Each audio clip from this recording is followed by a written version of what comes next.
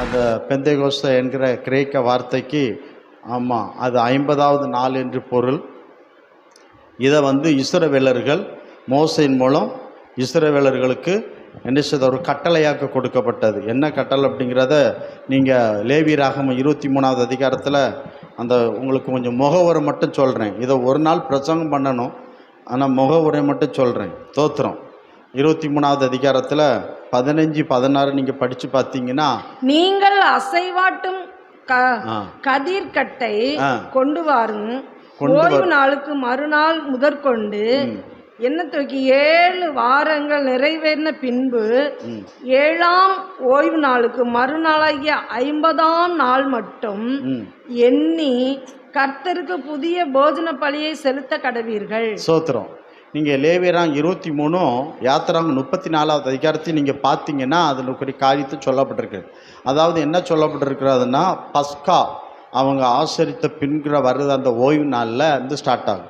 ஓய்வு நாள் அன்னைக்கு சனிக்கிழமை. அப்படின்னா அந்த ஓய்வு நாள் முடிஞ்ச உடனே மறுநாள் ஞாயிற்றுக்கிழமை முதல்ல அந்த ஞாயிற்றுக்கிழமையிலிருந்து 7 வாரம்.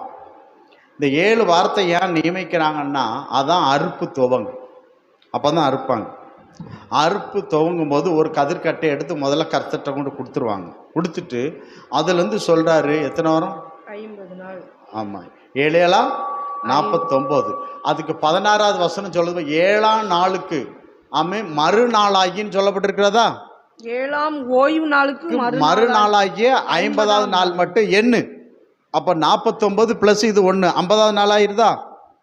புரியுதுங்களா? 50வது இந்த 50வது நாளில் என்ன பண்ணுவாங்க அப்படின்னா, அவங்க அறுக்காங்கல்ல, அதில் இருந்து அவங்க அறுத்து முடிகிற வரைக்கும் உள்ள முதற் பலன்களை 50வது நாளில் கொண்டு சேர்ப்பாங்க.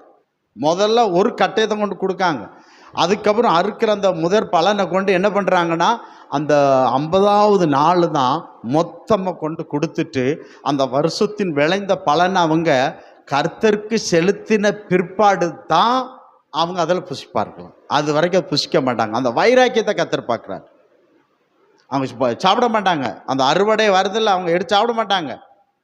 ஆனால் அந்த ஆண்டவருக்கு 50வது நாள் செலுத்தின பிற்பாடு தான் என்ன செய்வாங்கன்னா, கர்த்தர் கூட நன்றி செலுத்தி கர்த்தர் தந்தார், இனி நம்ம அதை புசிப்பார்களாம். அந்த வைராக்கியமாக அவங்க செஞ்சாங்க. இன்னைக்கெல்லாம் அப்படி கிடையாது. நமக்கு போய் மிச்சம் காணிக்கையா தசம்பாகம். முதல்ல நமக்கு செட்டில்மெண்ட்டு சரியாக இருக்கா? நம்ம காரியமே சரியில்லை. இதில் வேற முதற் பலனாவது பெந்தேகோஸ்தே நாளாவது அசட்டை பண்ணக்கூடாது. ஆமே, கர்த்தருக்குரியதை என்ன செஞ்சிடணும்? தேவனுடையதை தேவனுக்கும். ஆமாம், அப்போ அதை நம்ம கை வைக்கக்கூடாது. அதில் உறுதியாக இருந்தாங்க அவங்க. அதான் பெந்தேகோஸ்தே நாள். உறுதியாக இருந்தாங்க, நன்றி செலுத்தினாங்க. எங்கள் விவசாயிங்க நிலத்தில் நீர் ஆசீர்வதிச்சிருப்பா, நன்றி செலுத்துகிறோம். முதற் பலன் உமக்கே, விளைவின் முதற் பலன் அனைத்தும். அதான் முதற் பலன்லாம் கர்த்தரை கனம் பண்ணுறது. புரியுதுங்களா? அவங்க ஆசீர்வதிக்கப்பட்டாங்க. அவங்க சாப்பிட மாட்டாங்க. அந்த முதற் கட்டையை செலுத்தி, அதான் சில சபையிலலாம் என்ன வச்சுருப்பாங்க, அர்ப்பின் பண்டிகைன்னு வச்சுருப்பாங்க. சரி, அதெல்லாம் வேண்டாம் நமக்கு. அப்போது அதில் அவங்க சாப்பிடவே மாட்டாங்க. இது இஸ்ரவேல்கிட்ட இருந்ததுன்னு பாய்க்கும். இது பழைய ஏற்பாடு. இது நீங்கள் எல்லாத்தையும் எடுத்து என்ன விவரமாக நீங்கள் பார்ப்பீர்கள்டா, இது வருஷத்துக்கு ஒரு முறை அவங்க கொண்டாடினாங்க. ஆனால் யூப்ளி வருஷம் அதே 7 அப்படின்னா அந்த ஒரு 7 49 வருஷம் 50வது வருஷம் அதாவது யூப்ளி வருஷம் வரும். இந்த யூப்ளி வருஷத்தை எதுக்கு கர்த்தர் கொடுத்தார் அப்படின்னா, அதாவது கடன்கள் முற்றிலும் என்ன செஞ்சிடணும், விடுதலை பண்ணிடணும். அடிமை விடுதலை ஆகணும். அடமானம், வீடு, நிலம், அதெல்லாம் தானாக அந்த யார்கிட்டருந்து யார் வாங்கினாங்களோ அவங்ககிட்ட தானாக போயிடும். புரியுதுங்களா? அந்த வருஷத்துக்குள்ள அவங்க மீட்டாவிட்டால் அவங்க வீடோ இடமோ நிலமோ வயல் எதோ கொடுத்தாலும் அந்த யூப்ளி வருஷத்தில் அந்த உரியவர்கிட்ட கொடுத்துடணும், போயிடும், தானாக போயிடும். ஆனால் இதை இஸ்ரவேலர் கடைபிடித்ததாக பைபிளில் எழுதப்படலை. சோத்திரம். அப்படியே ஆண்டவர் நியமனத்தை கொடுத்தாருன்னு பார்க்கிறோம். 50 வருஷம் வரை அனுபவிச்சுக்கோ. 50வது வருஷம் என்ன செஞ்சிடணும், அது விடுதலை வருஷமாய் போயிடும். அப்படியே ஆண்டவர் நியமனத்தை கொடுத்தாருன்னு பார்க்கிறோம். அப்போது நம்மளும் என்ன சொன்ன, பெந்தேகோஸ்தே நாள். சரி, இது பழைய ஏற்பாடு. புதிய ஏற்பாட்டில் பெந்தேகோஸ்தே நாள் அப்போ பாருங்கள், இயேசு கிறிஸ்து மரித்து 3ஆம் நாள் உயிரோடந்தா அதிலிருந்து 40 நாள் என்ன பண்ணாரு? எல்லாத்துக்கும் தரிசனம் கொடுத்தார். 40 நாள். இந்த 40வது நாள் சீசரில் கூப்பிட்டாரு, நீங்கள் போய் எருசலேம்ல காத்திருங்க அப்படின்னு சொல்லிட்டு போயிட்டார். 10 நாள் பதில் இல்லை. 40வது நாள் பரலோகம் போயிட்டார். 50வது நாள் பெந்தேகோஸ்தே என்னும் நாள் வந்தபோது பரிசுத்த ஆவி ஊற்றப்பட்டது. ஆமென். அப்போ நீங்கள் பாருங்க, அந்த பரிசுத்த ஆவி பெற்றுக்கொண்டவங்க முதற் பலன். ஏன் இந்த முதற் பலன்னு சொல்கிறேன்? பரிசுத்த ஆவி நீங்கள் பெற்றுக்கொள்ளுங்கன்னா, கர்த்தர் முதற் பலனாகிய பரிசுத்த ஆவியை பெற்றுக்கொண்ட முதற் பலன் அனைத்தும் கர்த்தருக்குரியது. அதை எடுத்துக்கொள்ளத்தான் கர்த்தர் இயேசு வரப்போறார். ஹல்லேலூயா. இதுதான் உண்மையான பெந்தேகோஸ்தே நாள். ஆமென். பெந்தேகோஸ்தே நாள் என்ன தெரியுமா? அபிஷேகம் பண்ணப்பட்ட தேவ பிள்ளைகளை கர்த்தர் எடுத்துக்கொள்ள வரப்போகிறார். எல்லாரையும் அல்ல, ஆமென். எல்லாரையும் அல்ல, அபிஷேகம் பண்ணப்பட்ட முதற் பலன். முதல்ல அந்த 120 பேர் மேலே தான் ஊற்றப்பட்டது. முதற் பலன் சபை உருவாச்சுது. அந்த முதற் பலனாகி சபையை எடுத்துக்கொள்ள தான் இயேசு வரப்போறாரு. இதான் பெந்தேகோஸ்தே நாள். இதுதான் கொண்டாடணும். சபையில் ஒருத்தரும் அபிஷேகத்தை பெற்றுக்கொள்ளாமல் இருக்கக்கூடாது. சபையில் ஒருத்தரும் பரிசுத்த ஆவி பெற்றுக்கொள்ளாமல் இருக்கக்கூடாது. மீட்பின் நாளுக்கென்று முத்திரையாக்க பெற்றுக்கொண்ட பரிசுத்த ஆவி. அப்போ பரிசுத்த ஆவி யாருக்குள்ள இருக்கோ அந்த பரிசுத்த ஆவியினர் தான் என்ன செய்வார்? சாவுக்கு சரீரத்தை என்ன செய்வார்? உயிர் பெற செய்றோம். உயிரோடு இருக்கிற நம்மளையும் மறுரூப இவரே பரிசுத்த ஆவியானவர். அப்போ இந்த முதற் பலனை எடுத்துக்கொள்ள தான் இயேசு கிறிஸ்து என்ன செய்வாரு? வரப்போறாருன்னு பார்க்கிறோம். இதற்கு நம்ம ஆயத்தமாகணும். பெந்தேகோஸ்தே நாளை கொண்டாடுறது தவறு கிடையாது. பெந்தேகோஸ்தே நாளில் ஆட்டம் பாட்டம் போடுறது தவறு கிடையாது. நான் தப்புன்னு சொல்ல மாட்டேன். ஆனால் ஒன்று, வருகைக்கு நீ ஆயத்தமாக இருக்க வேண்டும். முதற் பலன் தான். ஏன்னா முதற் பலன் அனைத்தும் யாருக்கு? கர்த்தருக்குரியது. அப்போ முதற் பலன்னா இன்னைக்கு புதிய ஏற்பாட்டு சபையில் பரிசுத்த ஆவியின் பெற்றுக்கொண்ட ஒவ்வொருவரும், பரிசுத்த ஆவியை சொல்லுகிற சபை, பரிசுத்த ஆவியை பெற்றுக்கொண்ட கர்த்தருடைய பிள்ளைகள், பரிசுத்த ஆவியை சொல்லுகிற பரிசுத்த ஆவியில் நடத்தப்படுற சபையில் நீ பரிசுத்த ஆவியை பெற்றுக்கொள்ளாமல் இருந்தாலும் கைவிடப்படுவா. இதான் பெந்தேகோஸ்தே நாள். அன்னைக்கு 50ஆம் நாள் முதற் பலன் எல்லாம் கொண்டு பழைய ஏற்பாட்டில் கொண்டு வச்சிருவான். முதற் பலன் அனைத்தும் எங்க வந்துடும்? ஆசாரிப்பு கூடார வாசலுக்கு வந்துடும். ஆமென். இன்னைக்கு பரிசுத்த ஆவியின் அபிஷேகம் பண்ணப்பட்டவங்க எல்லாரும் ஒரு இடத்துல கூடுவார்கள். ஆமென். நன்றி செலுத்து. கர்த்தாவே, என்னை ரட்சித்தீரே, பாவத்தை மன்னித்தீரே, அபிஷேகித்தீரே, என்னை நடத்தினீர், உமக்கு நன்றி அப்பா. வருகைக்கு என்னை ஆயத்தப்படுத்தி இருக்கிறீரே. ஆயத்தப்படுத்துகிற பரிசுத்தா நமக்கு இருக்கணும். பரிசுத்தாவியானவர் நம்மை ஆயத்தப்படுத்துவார். தேவனே ஆயத்தப்படுத்தி வச்சிருக்கிறாரு, ஆயத்தப்படுத்திட்டாரு. ஒன்னு ஆயத்தப்படுத்துற பரிசுத்தாவியானவர். அந்த பரிசுத்தாவியனை பெற்றுக்கொள்ளாத சபைக்கு போவேனா கைவிடப்படுவா. ஆமென். அல்லேலூயா. பெந்தேகோஸ்தே டே, அது வருஷத்துக்கு ஒரு முறை பழைய ஏற்பாட்டு காலத்தில் கொண்டாடப்படுற ஒரு நாள். வருஷம் கொண்டாடப்பட்ட நாள் என்று பார்க்கிறோம். அது பெந்தேகோஸ்தே நாள், பெந்தேகோஸ்தே வருஷம். அது முழுவதும் விடுவிக்கப்பட்ட வருஷமாய் பைபிளில் சொல்லப்பட்டிருக்குன்னு பார்க்கிறோம். சரி, இவைகளை குறித்து பேச நமக்கு, ஆனால் இன்னைக்கு நியாயப்படி பேசணும்னா, நான் வாக்குத்தத்தத்தை எடுத்துட்டேன். நியாயப்படி பேசணும். இன்னைக்கு முதற் பலனாகிய பரிசுத்த ஆவியானவர் குறித்து தான் பேசணும். ஆமென். அல்லேலூயா. நான் ஏற்கனவே இந்த முதற் பலனாகிய பரிசுத்தன் குறித்து சபையில் பேசியிருக்கிறேன், பேசிக்கிட்டு தான் இருக்கிறேன். நான் பேசாமல் இல்லை. தோத்திரம். அல்லேலூயா. அப்போ பெந்தேகோஸ்தே நாள்னா அபிஷேகம் பண்ணப்பட்ட முதற் பலன்கள் அவங்க தான். பழைய ஏற்பாட்டில் முதற் பலன் அவ்வளவும் ஆசாரிப்பு கூடாது போச்சு பாருங்க. இன்னைக்கும் நம்ம என்ன செய்யணும்னா, உண்மையிலேயே பரிசுத்த ஆவி பெற்றுக்கொண்டாங்கன்னு இன்னைக்கு எங்க இருப்பாங்க? சபையில் இருப்பாங்க. அல்லேலூயா. இதுதான் பெந்தேகோஸ்தே டே, பெந்தேகோஸ்தே நாள். கர்த்தருக்கு ஸ்தோத்திரம். ஆண்டவர் நம்மை ஆசீர்வதிப்பாராக. இருப்பினும் கர்த்தருடைய செய்திக்கு நேராக கடந்து சொல்ல கர்த்தர் உதவி செய்வார். பெந்தேகோஸ்தே என்னும் நாள் வந்தபோது அவர்கள் எல்லோரும் ஒருமனப்பட்டு ஓரிடத்தில் வந்திருந்தார்கள். ஆமா. எதுக்கு வந்தாங்க? ஓரிடத்துல. கர்த்தருக்கு நன்றி சொல்லுங்க. பரிசுத்தம். 120 பேர் ஒரு இடத்துல வந்தாங்க. பெந்தேகோஸ்தே நாள். ஏன் அந்த 50 நாள் பரிசுத்த ஆவி ஊற்றப்பட்டது சொல்லுங்க? புதிய ஏற்பாட்டில் அந்த சூத்திரம் சாத்திரம் வேண்டாம். ஏன்னா இவங்க முதற் பலன், முதற் பலன் இவங்க தான். முதற் பலன் அனைத்தும் ஆசாரிப்பு கூடாரத்துக்கு வந்தது என்று பார்க்கிறோம். அப்போ முதற் பலன் அனைத்தும் முதற் பலனை வச்சு தான் சபையை ஸ்டார்ட் ஆச்சுன்னு பார்க்கிறோம். இந்த முதற் பலனை எடுத்துக்கொள்ளத்தான் வாரார். அவர்கள் தேவனுக்கென்று மீட்கப்பட்ட முதற் பலன்கள். தோத்திரம். ஆமென். அல்லேலூயா, அல்லேலூயா.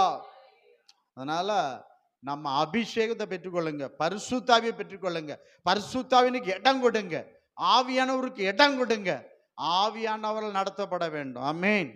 பழைய ஏற்பாட்டில் உள்ள ஆமா 30 லட்சம் பேரும் பரிசுத்தாவி மேகசம் ஆவியானவர் தான் நடத்தினார். நம்மள கர்த்தருடைய ஆவியான நடத்தணும், வசனம் நம்மள நடத்தணும். யாரோ அவங்க இவங்க நீ நடக்கக்கூடாது, பரிசுத்தாவிட்ட ஒப்படைக்கணும், பரிசுத்தாவின நடத்த ஒப்பு கொடுக்கணும்.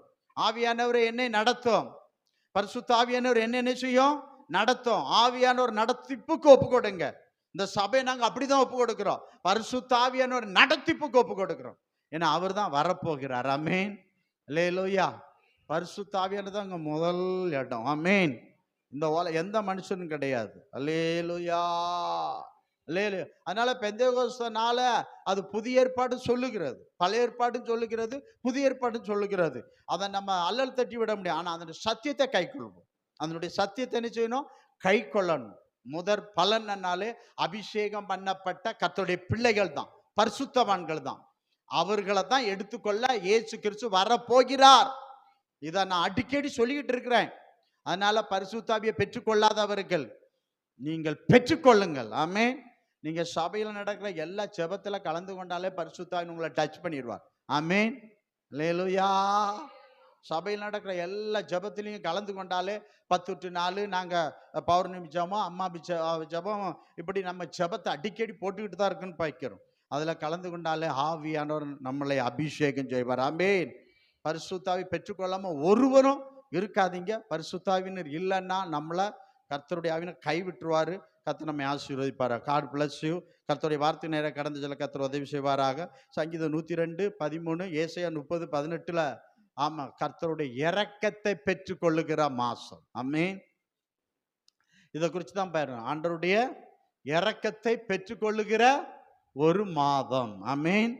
சங்கீதம் 102:13 அதான் அவருடைய தேவரீர் எழுந்தருளி சீயோனுக்கு இறங்குவீர், அதற்கு தயவு செய்யும் காலமும் அதற்காக குறித்த நேரமும் வந்தது. புரியுதுங்களா? இப்ப நல்லா கவனிங்க.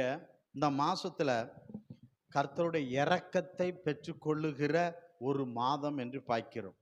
அவருடைய இரக்கம் எவ்வளவு முக்கியமானது என்பதை நம்ம கவனிக்கிறோம். அதைத்தான் நம்ம கர்த்தருடைய இரக்கத்தை குறித்து நம்ம என்ன செஞ்சிடும், பேசிக்கிறோம். யாக்கோப்பு 5:11 வாசிங்க. யாக்கோப்பு 5:11. இதோ பொறுமையா இருக்கிறவர்கள் பாக்கியவான்கள் என்கிறமே. யோபின் பொறுமை குறித்து கேள்விப்பட்டிருக்கலே, கர்த்தருடைய செயலின் முடிவை கண்டிருக்க. கர்த்தர் மிகுந்த உருக்கமும் இரக்கம் உள்ளவருமாய் இருக்கிறார். கர்த்தர் மிகுந்த உருக்கம், மனதுருக்கம் மிகுதியா இருக்கிறது, இரக்கம் அதிகமா இருக்கிறது. கையில ஒருத்தர் அல்லையிலே சொல்லுங்க பார்க்கலாம். அப்போ இரக்கமும் மனதுருக்கமும் கர்த்தர்ட்ட இருக்குது, கர்த்தர்ட்ட இருக்கிறது என்று நாம் பார்க்கின்றோம். அவர் இரக்கமும் மன உருக்கமும் அதிகமா அவர்கிட்ட இருக்கிறது என்று பார்க்கிறோம். ஆமீன். அல்லேலூயா, அல்லேலூயா. அவர்கிட்ட இருக்கு. ஆனா உங்ககிட்ட இருக்கா, என்கிட்ட இருக்கா? அதைத்தான் நம்ம பார்க்க போறோம். நீங்க வாசிங்க லூக்கா சுவிசேஷம் 6:36 வாசிங்க. லூக்கா சுவிசேஷம் 6வது அதிகாரத்துல 36வது வசனத்தை வாசிங்க பார்க்கலாம். ஆகையால் உங்கள் பிதா இரக்கமுள்ளவராய் இருக்கிறது போல, உங்கள் பிதா இரக்கமுள்ளவராய் இருக்கிறது போல நீங்களும் இரக்கமுள்ளவர்களாய் இருங்கள். அப்ப பிதா எப்படிப்பட்டவரா இருக்கிறாராம்? இரக்கமுள்ளவராய் இருக்கிறார். நீங்களும் எப்படி இருக்கணுமா?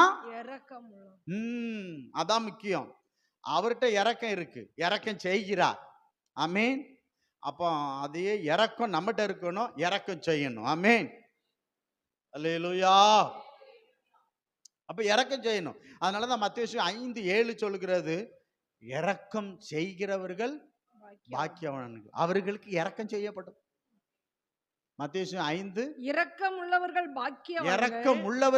பாக்கியவான்கள், அவர்கள் இரக்கம் பெறுவார்கள். அவளுக்கு அப்போ இரக்கம் செய்கிறவனு தான் இரக்கம் கிடைக்கும் சொல்லப்பட்டிருக்கிறது. ஆமென்.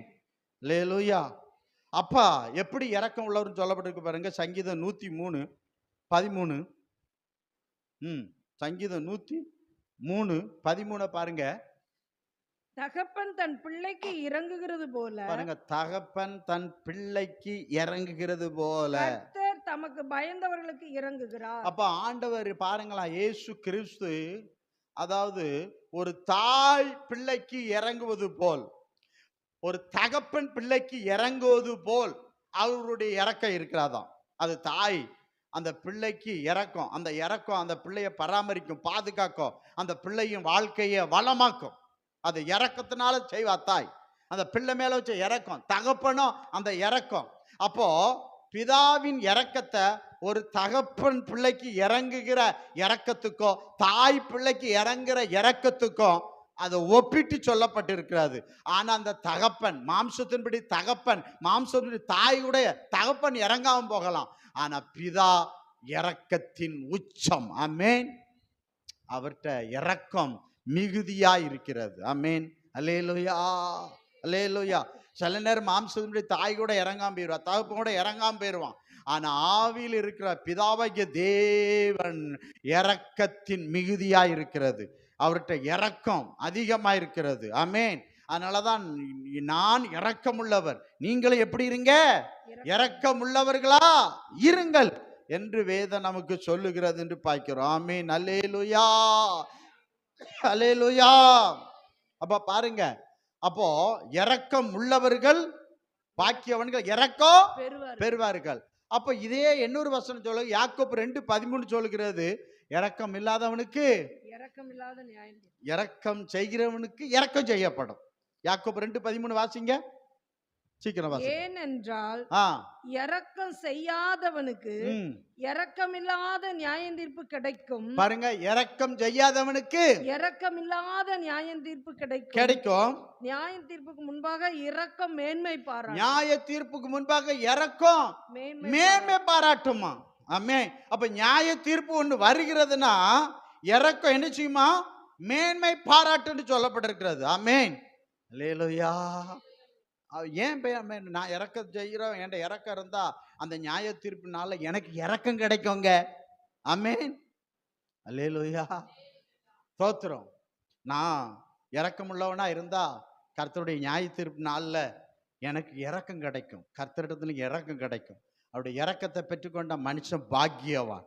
ஆமென். அல்லேலூயா, அல்லேலூயா. அப்ப இரக்கம் இல்லாதவனுக்கு இரக்கமில்லாத நியாய தீர்ப்பு என்று சொல்லப்பட்டிருக்கிறது. ஆமென். பாருங்க, யோசுவா 2வது அதிகாரத்துல 1 முதல் 15 வரை நீங்க படிச்சு பாருங்க. அதுல சொல்லப்பட்டிருக்கிறது, ராகாப் என்கிற வேசி 2 பேர் வேவு பார்க்க வாரான். அவளுடைய வீடு அந்த சுவர் ஓரத்துல அவ வீடு கட்டப்பட்டிருக்கு. இங்க இருந்து ஏறினா அவ வீட்டு மேலதான் குதிக்க முடியும். அந்த ஏறி அவ வீட்டு மேல குதிச்சு அவ வீட்டுக்குள்ள போயிட்டான்னு 2 வரும். இதை 2 பேர் பார்த்து போய் ராஜாட்ட சொல்லிட்டான். ராஜா ஆள் அனுப்பி கேட்கிறாரு, என்ன இஸ்ரவேல் இந்த 2 பேரும் வீட்டுக்கு வந்தானமே அப்படின்னு கேட்க. உடனே, ஐயா வந்தது உண்மைதான், ஒத்துக்கிட்டா, போய் சொல்ல பாருங்க, வந்தது உண்மைதான். ஆனா எப்படி வந்தாங்களோ அப்படியே எழுதிட்டாங்க, போயிட்டாங்க. அவங்க எங்க இருந்து வந்தாங்க, எவ்விராரோ தெரியாது அப்படின்னு சொன்னான். அது போய் வந்தவங்களை எங்க வச்சிருந்தார்? தான் வீட்டு மேல வச்சிருந்தார். தோத்திரம். அல்லேலூயா, தோத்திரம். சரி, அவங்கள அனுப்பிட்டார். அவங்கள என்னஞ்சிட்டா அனுப்பிட்டான். அவங்க தேட போயிட்டாங்க. இப்ப இவா போய் பேசுறா, அவங்ககிட்ட பேசுறா, ஐயா எங்க ஜனெல்லாம் பயந்து நடுங்குது, உங்க தெய்வம் பெரிய தெய்வம். ஆமென். தோத்திரம். அப்ப அவங்ககிட்ட போய் பேசுவா, உங்க தெய்வத்தை பற்றிலாம் நாங்க தெரிஞ்சிருக்கிறோப்பா, நான் எங்க ஜனமெல்லாம் நிச்சயம் அழிஞ்சிரும், எனக்கு தெரியும், நீங்க வந்து அழிச்சிருவீங்க, எனக்கு தெரியும். இப்ப பாருங்க, நான் ராஜாவுக்கு பயப்படல. ராஜா அந்த செய்தி நீ இருக்கதான் என்னையும் கொண்டுருவான், நான் அது கூட நான் பயப்படல. தயவு செய்து என்ன செய்யணும், உங்க 2 உயிரையும் நான் காப்பாத்தினேன் பாத்தீங்களா? அவ அதுக்கு சொல்லுவா, உங்க 2 உயிரையும் நான் ராஜாவுக்கிட்ட நான் தெரியப்படுத்தாம உங்களை காப்பாத்தினது போல நீங்க வரும் பொழுது நான் மட்டும் தப்பிக்க கூடாது, எங்க அப்பா எங்க அம்மா என் சகோதரர் எல்லாத்தையும் என்ன செய்யணும், நீங்கள் அழிச்சிடக்கூடாது. ஆமென். அல்லேலூயா. இந்த இடத்துல நான் என்ன சொல்றேன் அப்படின்னா, ராகாப் அந்த 2 பேருக்கு இறக்கம் செஞ்சு ராகாப்புடைய இறக்கம் அந்த 2 பேரையும் பாதுகாத்தது. ராஜாவுக்கு தெரிஞ்சுனா ராகாப்ப என்ன பண்ணி விடுவான், சித்திரவதை பண்ணி கொலை செஞ்சு விடுவான். அதுக்கு அவ பயப்படல. ஆனா இவங்க மேல ஒரு இறக்கம், அந்த இறக்கம் என்ன செஞ்சதுன்னா இந்த வேவு பார்க்க வந்த 2 பேரோட உயிரையும் பாதுகாத்த. கைகளை தர அல்லேலூயா சொல்லுங்க. சத்தமாவோட சொல்ல மாட்டீங்களா அம்மா? ஆனா நீங்க பாருங்க, அதே போல வாராங்க. வந்து அவன் சொல்றான், ஒரு கை எங்க இறக்கி விட்ட கைத்துல இந்த சிவப்பு கைத்தை மட்டும் கெட்டி வை. எல்லாரும் நாங்க வரும்பொழுது எல்லாரும் வீட்டுக்குள்ள இருங்க, ஒருத்தனை என்ன செய்யாதீங்க, வெளியே வந்தா நாங்க உத்தரவாதம் கிடையாது அப்படி சொல்லிட்டு போறான்னு பாய்க்கும். அதே போல அவங்க வராங்க, என்ன செய்யறாங்க, எரிய கோட்டை உடஞ்சி விழுது, என்ன செய்யறா, அவ வீட்டுக்குள்ள எல்லாரும் இருக்காங்க, அவளை மட்டும் அவங்க எல்லாத்தையும் கொண்டு என்ன பண்றாங்க, பாளையத்துக்கு புறம்பே வச்சு எல்லாத்தையும் காலி பண்ணிடுறாங்க. ஆமீன். இரக்கம் செஞ்ச ராகாபுக்கு இரக்கம் கிடைத்தது. ஆமீன். உன் குடும்பத்துக்கு, உன் கணவன் மனைவி பிள்ளைக்கு, ஆமீன், இரக்கம் நீ செஞ்சா உன் குடும்பத்துக்கு இரக்கம் கிடைக்கும். நீ இரக்கம் கெட்டவனா, நீ இரக்கம் இல்லாதவளா இருப்பா என்றா உன் குடும்பத்துக்கு இரக்கம் கிடைக்காது. அதுதான் நியாய தீர்ப்பு நீ சொல்லப்பட்டிருக்கு பாய்க்கும். ஆமீன். அல்லேலூயா. அப்போ நம்ம இரக்கம், பிதா நமக்கு இரக்கம் செய்கிறார். அவன் நல்லவன் மேலையும் தீவர் மேலும் இறங்குகிறார் பாய்க்கிறோம். பிதாவின் நீதி, அவர் இறங்குகிறார். கெட்டவன் மேல நல்லவன் மேல இறங்குகிறான்னு பாய்க்கிறோம். அதே போல நம்ம என்ன செய்யணும்னா, நல்லவன் கெட்டவன்லாம் பார்க்க கூடாது, எல்லார் மேலும் இரக்கம் செய்யணும். ஆமீன். அல்லேலூயா. இவன் கெட்டவன், தோத்திரம். அல்லேலூயா. அப்ப என்ன செய்யணும்னா, இரக்கம் இல்லாதவனுக்கு இரக்கமில்லாத நியாய தீர்ப்பு. இந்த இடத்துல பாருங்க, அந்த 2 பேரையும் அவ கொண்டு இருந்தா கூட, நல்லா கவனிங்க, ராகாப்பு இரக்கம் செய்யாம அந்த 2 பேரையும் ராஜா கொண்டு இருந்தா, ஆனா கர்த்தர் வந்து ராகாப் குடும்பம் உயிரோடு இருக்குமா செத்திருக்குமா? நல்லா யோசித்து பாருங்க, சத்தமா சொல்லுங்கம்மா, செத்திருக்கும். இல்ல, இரக்கம் செஞ்சதுனால இரக்கம் கிடைச்சது. ஆமென். நம்ம வாழ்க்கையில நம்ம ஆராதிக்கிற தெய்வம் இரக்கமுள்ள தெய்வம், இரக்கத்தின் உச்சம், அவர்கிட்ட இரக்கம் நிரம்பி இருக்கிறது. ஆமென். அதே போல நம்ம கிட்ட என்ன இருக்கணும், இரக்கம் இருக்கணும். இரக்கம் இருக்கணும், இரக்கம் செய்யணும், இரக்கம் செய்யணும். அதுதான் முக்கியம் என்று பார்க்கிறோம். ஆமென். அல்லேலூயா, அல்லேலூயா. இன்னொரு சம்பவத்தை உங்களுக்கு சுட்டி காட்டி, ஆமென், சோத்திரம் கொண்டு போய் பார்க்கலாம். நீங்க இன்னொரு சம்பவம் கூட இருக்கு பாருங்க. 1 ராஜாக்கள் 3வது அதிகாரத்துல 16 இருந்து 26 வரை அந்த வசனத்தை போடுங்க, வாசிக்கலாம். அப்பொழுது வேசிகளான 2 ஸ்திரீகள் ராஜாவிடத்தில் வந்து அவனுக்கு முன்பாக நின்றார்கள். 2 வேசிகள் வந்து என்ன செய்றாங்க, நிற்கிறாங்க. அவர்களில் ஒருத்தி, இது நல்லவ தான் பேசுறா பாருங்க. அவர்கள் ஒருத்தி, ஒரு நல்ல தாய், ஒருத்தி வேசிதான், நல்ல தாய். என் ஆண்டவனே, நானும் இந்த ஸ்திரியும் ஒரே வீட்டில் குடியிருக்கிறோம். நான் இவளோட வீட்டில் இருக்கையில் ஆண் பிள்ளை பெற்றேன். 18 போடுமா டக்குன்ட்டு. நான் பிள்ளை பெற்ற 3ஆம் நாளிலே அவ சொல்ல இல்ல பாருங்க, அந்த முதல்ல அந்த கொஞ்சம் இவங்களுக்கு புரியணும், இல்ல புரியும். நான் பிள்ளை பெற்ற எத்தனாம் நாளா? 3ஆம் நாளிலே இந்த ஸ்திரியும் ஆண் பிள்ளை பெற்றாள். அப்போ இப்ப பேசுறது நல்ல தாய். அவ என்ன செய்றா, நான் ஒரு பிள்ளை பெற்ற பிறகுதான் இந்த கெட்ட தாய் என்ன செய்றா, 3 நாள் கழிச்சு என்ன செய்றா, ஆண் பிள்ளை பெற்றாள், ஒரு பிள்ளை பெத்து எடுக்கிறா. நாங்கள் ஒருமித்து இருந்தோம். இவங்க பாருங்க 2 பேரும் எப்படி இருந்தாங்களா, ஒருமித்து இருந்தோம். எங்கள் இருவரையும் தவிர வீட்டுக்குள்ள வேற ஒருவரும் இல்லை. நாங்க ஒருமித்து இருந்தோம், ஒற்றுமையா இருந்தோம். எங்க வீட்டுக்குள்ள 2 பேர் தவிர வேற யாரும் இல்லங்கறா. ராத்திரி தூக்கத்திலே, இல்ல பாருங்க, இப்பதான் அவ சொல்றா பாருங்க, ராத்திரி தூக்கத்திலே இந்த ஸ்திரீ தன் பிள்ளையின் மேல் புரண்டு படுத்தது. நல்ல தாய் சொல்றா பாருங்க, அதான் உங்களுக்கு நல்ல தாய் கெட்ட தாய். இந்த ராத்திரி தூக்கத்திலே இந்த ஸ்திரீ, கெட்ட ஸ்திரீ தன் பிள்ளையின் மேல் புரண்டு படுத்ததினால் அது செத்து போயிடுச்சு. அது செத்து போச்சு. எப்போ செத்துருக்கு? அவ புரண்டு படுத்து ராத்திரி தூக்கத்துல. ராத்திரில எழும்பி உன் பிள்ளைக்காய் சோம் பண்ணு, தூங்காத. ராத்திரி தூக்கத்துல இந்த ஸ்திரீ தன் பிள்ளை மேல் புரண்டு படுத்ததினால் அது செத்து போச்சு. நான் பாருங்க, நில்லுங்க, வாசிக்க வேண்டாம். நான் என்ன சொல்றேன், பிள்ளைய முன்ன படுத்துட்டு தூங்குறா. ஆமீன். இவன் பிள்ளை மேல படுக்குமா, அந்த பிள்ளை அழுதுருக்குமா, அழாதா? கொஞ்சம் யோசித்து பாருங்க. அழுதுருக்கும்ல, அந்த சத்தங்களுக்கு கேட்டுச்சா இல்லையா? அப்போ பிள்ளையை விட சத்தத்தை விட இவ தூக்கம் மேலோங்கிச்சு. அப்படிப்பட்ட யாரும் இருக்கக்கூடாது. ஆமீன். அவ அதான் சொல்றா, அவ அழகா சொல்றா. அவ பார்த்தாலும் இல்லையோ, அவ அழகா சொல்றா. என்ன சொல்றான்னா, அந்த பிள்ளை சாவுக்கு காரணம் இவ சரியான தூக்கக்காரி, தூக்கத்துல சரியான ஆள். ஏன்னா நம்ம 2 பேரும் தான் இருக்குன்னு சொல்லப்பட்டிருக்கிறது. இந்த தூக்கத்துல என்ன பண்ணிட்டான்னா, பிள்ளை மேல இவ என்ன செஞ்சிட்டா, இவ எரும மாடு மாதிரி இருந்திருப்பான்னு நினைக்கிறேன். அது குச்சி மாதிரி இருந்திருக்கும். இது என்ன சத்தம் கூட கேட்டிருக்காது. என்ன செஞ்சிட்டா? தின்னு தின்னு தூங்கி தூங்கி கெடுத்துட்டா. என்ன செஞ்சிட்டா? புரண்டு படுத்தினா அது என்ன செஞ்சிட்டு? செத்து போயிட்டு. சரி, 20ஆம் வசனம். அப்பொழுது உமது அடியாள் ஆ, நித்திரை இவளும் பண்ணுகையில் அவளுக்கு குறைஞ்சவா இல்ல. இவளும் யாரு? அவளுக்கு குறைஞ்சவா இல்லைன்னு சொல்றதை விட நைட்டு எல்லாரும் தூங்க தானே செய்வோம். நித்திரை பண்ணுகையில் அப்பொழுது உமது அடியால் நான் என்ன செய்யல? தூங்குகிறாள். தூங்குகையில். இவள் நடு ஜாமத்தில் இப்ப பாருங்க, இந்த சாத்தான் பிள்ளைய சாகடிச்சது நடுச்சாமம். இப்போ இந்த சாத்தான் 2வது என்ன செய்யலாம் பாருங்க, நடு நடு சாமத்தில் எழுந்து என் பக்கத்திலே கிடக்கிற என் பிள்ளையை என் பிள்ளைய எடுத்து தன் மார்பிலே கிடத்தி கொண்டு ஆ, செத்த தன் பிள்ளையை எடுத்து என் மார்பிலே கிடத்தி விட்டாள். நில்லுங்க, யோசித்து பாருங்க. இவ பாருங்க, நடு ராத்திரில தான் அவ பிள்ளைய என்ன செஞ்சா? கொன்னா. அதே கெட்ட தாய் நடுராத்திரில எழுப்புறா பாருங்க. எழுப்பி நல்லதா பண்றா. உண்மையான இருக்கிற அந்த பிள்ளைய எடுத்து என்ன செய்றா? இவ பிள்ளை இவட்ட போட்டுட்டு இவ செத்த பிள்ளை தூக்கி எங்க போட்டா? அவ- அங்க போட்டுட்டா. அடுத்த நாள் கொன்றுப்பா. என்- ஆ, ஆ. என் பிள்ளைக்கு பால் கொடுக்க காலமே நான் எழுந்த அவ போது பாருங்க, அவ காலமே எழும்பி பிள்ளைய பாக்குறா. முழிச்ச உடனே பிள்ளைக்கு பால் கொடுக்க பாக்குறா. அது செத்து கிடந்தது. அது செத்து கிடந்தது. பொழுது விடிந்த பின்பு நான் அதை உற்று பார்க்கும் பொழுது விடிந்த பின்பு நான் அதை உற்று பார்க்கும்போது அது நான் பெற்ற பிள்ளை அல்லவென்று இந்த கண்டேன் பாருங்க, என்றார். உண்மையிலே நீங்க பாருங்க, ஸ்தோத்திரம். பெத்த தாக்கி பிள்ளை தெரியுமா தெரியாதா? தெரியும்ல. அப்ப அவளுக்கு தெரிஞ்சிட்டு இது நான் பெற்ற பிள்ளை அல்லவென்று கண்டேன் என்றாள். அதற்கு மற்ற ஸ்திரீ அதற்கு மத்த ஸ்திரீ அப்படி அல்ல, ம், உயிரோடு இருக்குது என் பிள்ளை, பாருங்க, உயிரோடு இருக்கிறது கெட்ட சொல்ற பாருங்க. உயிரோடு இருக்கிறதா என் பிள்ளை, செத்தது உன் பிள்ளை என்றார். செத்தது உன் பிள்ளை. இவ்வளோ இல்லை, செத்தது உன் பிள்ளை, உயிரோடு இருக்கிறது என் நல்ல பிள்ளை தாய் என்றார். சொல்றா. எப்ப செத்ததுதான் உன் பிள்ளை, உயிரோடு இருக்க என் பிள்ளைன்னு நல்ல தாய் சொல்றா.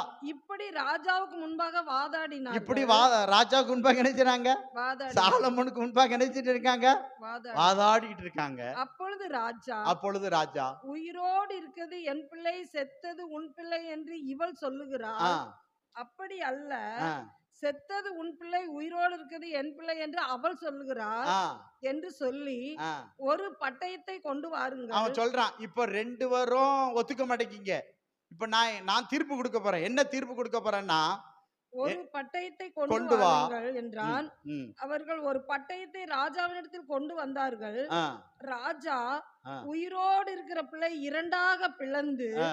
பாதியை இவளுக்கும் பாதி அவளுக்கும் கொடுங்கள் என்றான். பாருங்க, இப்ப தீர்ப்பு எப்படி வருது நல்லா கவனிங்க.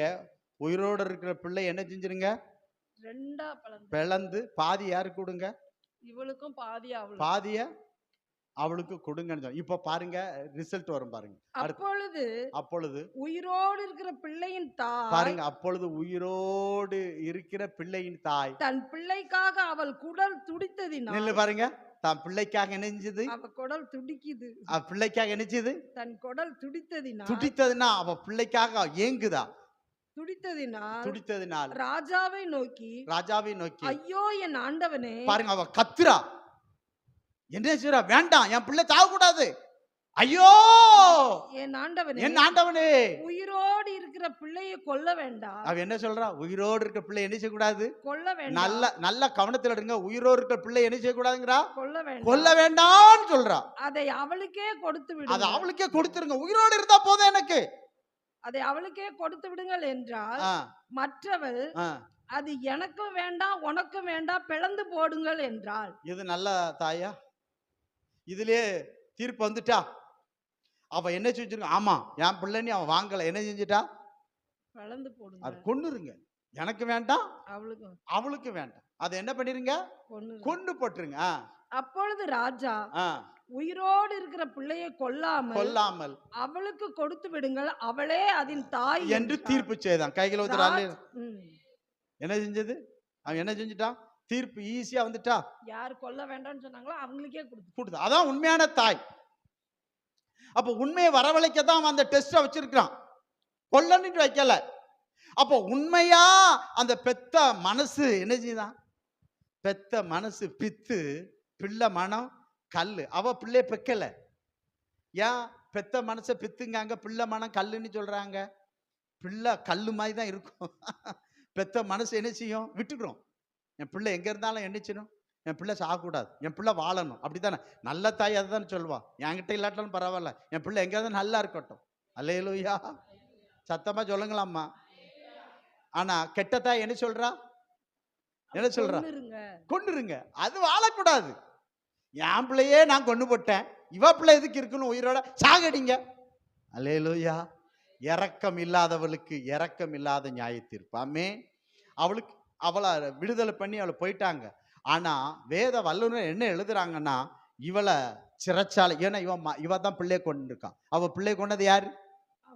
அவதான். அதுக்கு சாட்சி யாரு? அவ கூட இருந்தவ சாட்சி சொல்றான். ஆகவே இவளுக்கு மரண தண்டனை கொடுக்கப்பட்டது. ஆமென். இரக்கம் இல்லாதவர்களுக்கு சிறை தண்டனை தான் கிடைக்கும். ஆமென். அது அப்போ அது தாய் தப்பன் பிள்ளைக்கு இறங்குவாங்க, பிள்ளைகளும் தாய் தப்பன் இறங்கணும். ஒருவேளை இறங்கட்டா நீ பெத்த பிள்ளை உனக்கு இறங்காது. நீ பெத்த பிள்ளை என்ன செய்யாது? உனக்கு இரக்கம் செய்யாது. நீ இரக்கம் செய்யலைன்னா உனக்கு இரக்கம் உண்டு. ஆமென். அது தாய் பிள்ளை இரக்கம் உண்டு. அப்படி அந்த பிள்ளை இரக்கம் செய்யலையா, அது பெத்த பிள்ளை அதுக்கு இரக்கம் செய்யாது. கைகளை ஒருத்தர் அல்லையிலே சொல்லுங்க பார்க்கலாம். நான் சொல்ற புரியுதா? அப்ப நம்ம என்ன செய்யணும் தெரியுமா? அதான் பிதா இரக்கம் உள்ளவரா இருக்கிறார். இரக்கம் உள்ளவர்களுக்கு இரக்கம் செய்யப்படும். அந்த நல்ல தாய் அவ என்ன செஞ்சா? இரக்கம் செய்தார். அவளுக்கு இரக்கத்தினால் அவ பிள்ளை அவளுக்கு திரும்ப கிடைத்ததுன்னு பார்க்கிறோம். ஆமென். அல்லேலூயா. அப்ப இரக்கம் செய்யணுங்க, இரக்கம் செய்யணும். இரக்கம் செய்யலன்னா நமக்கு திரும்ப என்ன செய்யாது? அது கிடைக்காதுன்னு நம்ம பார்க்கின்றோம். அப்போ ஸ்தோத்திரம், பிதா இரக்கம் உள்ளவரா இருக்கிறார். அதே போல நம்மளும் என்ன செய்யணும்? இரக்கம் உள்ளவர். நமக்கு இரக்கம் வேணும்.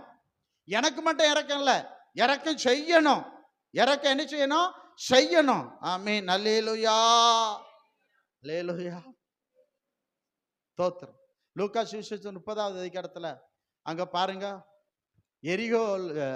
எருசலேம்ல ஒருத்தன் எங்க போனா? எரிகோ போற வழியில ஒருத்தன் அடிச்சு குற்றூரா போட்டு போயிட்டான். இதுல ஒரு காரியத்தை நம்ம கவனிக்கணும். அப்போ ஒரு ஆசாரியன் வாரான், ஒரு லேவியன் வாரான். 2 பேரும் என்ன பண்றாங்க? பார்த்து போறாங்க. அவங்க என்ன சொல்றாங்கன்னா, சட்டத்தின்படி என்ன செய்யணும்னா நாங்க அவனை தொடக்கூடாது, உதவி செய்யக்கூடாது. இது இயேசு கிறிஸ்து சொல்ற ஒரு உவமை. ஏன் அதை சொல்றாரு அப்படின்னா, அன்றைய இருந்த சூழ்நிலை அப்படி. அப்போ சட்டத்தை விட இரக்கம்தான் பெரிதுன்னு இயேசு கிறிஸ்து அவர் வாழ்ந்து காட்டினாருன்னு பார்க்கிறோம். சட்டம் அல்ல. அது ஏன் எதுக்கு அந்த இடத்துல அவர் சொல்றாரு? அதுக்கு முன்னால நீங்க படிச்சு பார்த்தீங்கன்னா, இயேசு கிறிஸ்து ஓய்வு நாளில் தான் போய் என்ன செய்வாரு? அற்புதங்களை செய்வார். ஆமென். ஆனா ஓய்வு நாளில் என்ன செய்யக்கூடாது? அற்புதம் செய்யக்கூடாது. ஓய்வு நாளில் என்ன செய்யக்கூடாது? ஓய்ந்து இருக்க வேண்டும், வேலை செய்யக்கூடாது.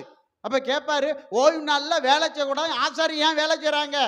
அப்ப நான் எதுக்கு நன்மை செய்யக்கூடாது? அல்லேலூயா. சத்தமோர் அல்லேலூயா சொல்லுங்கம்மா. தோத்திரம். அப்ப அந்த சட்டத்தை உடைச்சா, நியாயப்பிரமாண சட்டம், நியாயப்பிரமாணம் என்ன செய்ததுன்னா மனித இனத்தை கொன்றது, இரக்கத்தை கொன்றது. இயேசு கிறிஸ்து இரக்கத்துக்கு உயிரை கொடுத்தார் என்று பார்க்கிறோம். இயேசு கிறிஸ்து என்ன சொன்னார்? பலி அல்ல, இரக்கத்தை விரும்புகிறேன். மனதுருகினார். லாசர் இறந்துட்டான், கண்ணீர் விட்டார் என்று எழுதப்பட்டிருக்கிறது. பரிதவித்தார் என்று சொல்லப்பட்டிருக்கிறது. ஆமென். அல்லேலூயா. அப்ப சட்டத்தின்படி அவனுக்கு உதவி செய்யக்கூடாது. சட்டம் சாகட்டுன்னு சொல்லுது, ஆனா இரக்கம் அவனை காப்பாத்துன்னு சொல்லுது. ஆமென். தோத்திரம். அப்ப 2 பேரும் சட்டத்தின்படி அதை தொட்ட தீட்ட அவனுக்கு. ஆனா 2 பேரும் போயிட்டான். ஆனா என்ன செய்யறான்? ஒரு சமாரியன் வாரான். சமாரியன் யாரு? அது இஸ்ரவேலர்களும் புறஜாதி கலந்த கலப்பிடம். இது யூதர்களுக்கு தீட்டுன்னு பார்க்கிறோம். ஆனா சமாரியன் வாரான். இவன் யாரு? எரிகோல இருந்து எருசலேம்ல இருந்து எரிகோ போன யாரு? யூதன். ஒரு யூதன் கிடைக்காயா? ஒரு யூதனுக்கு உதவி செய்ய மாட்டாங்க. சொன்னா சட்டம் தொடக்கூடாது, சாகட்டு. யூதனுக்கு என்ன செய்யல? உதவி செய்ய மறுக்கிறான். ஏன்னா அவனுக்கு சட்டம் தொடக்கூடாது, உதவி செய்யக்கூடாது, தீட்டாயிருவான்.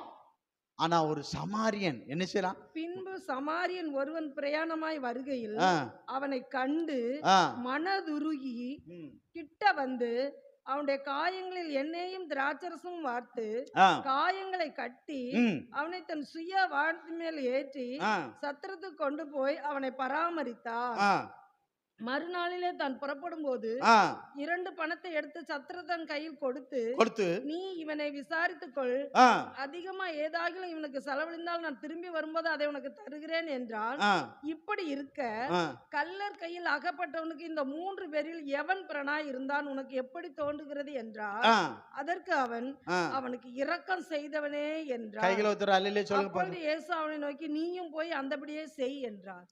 ஆமென். ஏழைக்கு இறங்குகிறவன் கர்த்தருக்கு கடன் கொடுக்கிறான். ஸ்தோத்திரம். ஏழை ஊழியத்துக்கு, ஏழை விசுவாசிகளுக்கு ஸ்தோத்திரம். நம்ம நினைக்கிறோம் 10,000 கொடுக்கறதுல 10 ரூபா கொடுக்கலாம். ஆமென். ஸ்தோத்திரம். அல்லேலூயா. உனக்கு இரக்கம் இருந்தாதான் இயேசுநார்ட்ட உனக்கு இரக்கம் கிடைக்கும். அதை பார்த்துக்கோ. ஸ்தோத்திரம். அதைத்தான் ஆண்டவர் ஆண்டவர் பலி அல்ல, நான் இரக்கத்தையே விரும்புகிறேன். அப்ப இரக்கத்தை விரும்புகிற தெய்வம் இரக்கத்தை தான் பார்த்தார தவிர சட்டத்தை அவர் உடைச்சார். நியாயப்பிரமாண சட்டம் மனிதன் சாக சொன்னது இல்ல, சாக கூடாது. இரக்கம் வாழ வைக்கும். சட்டம் கொல்லுது. அந்த கொன்ற சட்டத்தை கர்த்தர் உடைத்தார் என்று பார்க்கிறோம். ஆமென். அல்லேலூயா. உதவி செய்வதற்கு சட்டம் தடையா இருந்தது. சட்டத்தையே இயேசு கிறிஸ்து உடைத்தார் என்று பார்க்கிறோம். அதுக்காக தண்டனை அவர் ஏற்றுக்கொண்டார் என்று பார்க்கிறோம். நியாயப்பிரமாணப்படி அவர் குற்றவாளி என்று தீர்க்கப்பட்டார் என்று பார்க்கிறோம். அதை பற்றி அவர் கவலைப்படவில்லை என்று பார்க்கிறோம். இரக்கமே பெரியது என்று முழக்கமிட்டார் இயேசு கிறிஸ்து. அவரும் மனதுருகினார். ஆமே. ஓ குஷ்டரோகி பாருங்க, குஷ்டரோகிட்ட யாராவது போவாங்களா? ஆமே. அப்போ இதே லேவியன் இதே ஆசாரியன் குஷ்டரோகிட்ட போக மாட்டான். ஏன்னா குஷ்டரோகி தொட்டா என்ன செஞ்சிடும்? அவர் 2 பேரும் என்ன பண்ணிடுவான்? தீட்டராயிரும். சட்டம் அவருடைய இரக்கம் குஷ்டரோகி தொட்டு சுகத்தை கொடுத்தது. ஆமென். ஸ்தோத்திரம். அல்லேலூயா. சொல்றான், உமக்கு சித்தமான என்னை சுத்தமா. அட எனக்கு சித்தம் தான்ப்பா. கர்த்தரின் இரக்கம் அவனை சுத்தப்படுத்தியது. ஆமென். ஆசாரியன் இறங்க மாட்டான், கொன்னுரு அவனை. உள்ள வந்தானா எங்க ஊருக்குள்ள வந்தா கொண்டு விடுவானு. அதனால பாளையத்தில் இருக்கணும். ஆமென். இரக்கம் வாழ வைக்குதுங்க, சட்டம் கொல்லுதுங்க. அந்த சட்டத்தை தான் இயேசு கிறிஸ்து உடைத்தார் என்று பார்க்கிறோம். ஆமென். அல்லேலூயா. இரக்கம் தான் மேலானது. புதிய ஏற்பாடு. பழைய ஏற்பாடு சட்டத்தின்படி இரக்கம் செய்யாம போயிட்டு இருந்தான்னு பார்க்கிறோம். தாய் தகப்பன் கூட இறங்கக்கூடாதுன்னு கொர்பான்ங்கிற ஒரு சட்டத்தை கொண்டு வந்தான்னு பார்க்கிறேன். எல்லாத்தையும் இயேசு உடைத்து போட்டா. மனித நேயம் இரக்கமே பெரிது. இரக்கம் செய், அதுதான் தேவன் விருப்பம். ஸ்தோத்திரம். மனிதாபிமான உதவிகளை நம்ம செய்யலைன்னா பிதாவுக்கு நீ பிள்ளையே கிடையாது. நம்மகிட்ட இரக்கம் இல்லை. உனக்கு இரக்கம் இல்லாத ஒரு நியாய தீர்ப்பு தான் கிடைக்குன்னு பார்க்கிறோம். ஆமென். அல்லேலூயா. அப்படா என்ன சட்டம் செல்லாதபடி கர்த்தர் மாத்திட்டார். இன்னும் நம்ம அந்த சட்டத்தை பிடிக்க கூடாது. இரக்கத்தை பிடிச்சுக்காங்க, இரக்கம் செய்யுங்க. ஆமென். ஸ்தோத்திரம்.